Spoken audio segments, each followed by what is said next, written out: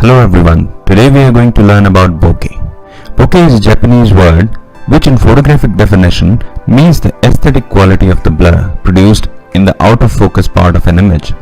Well, in layman's term, it's the blurred area in the photograph.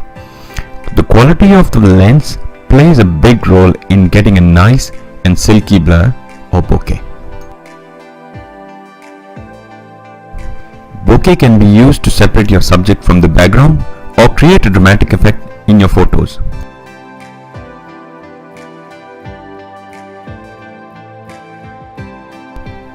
Ways to achieve a nice silky bokeh is to either use a right lens with a very big aperture like f1.4 or 1.08, or put your subject away from the background. Keeping your subject away from the background automatically makes it look more blur.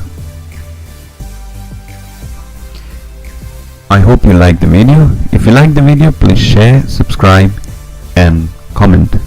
I'll see you in the next tutorial.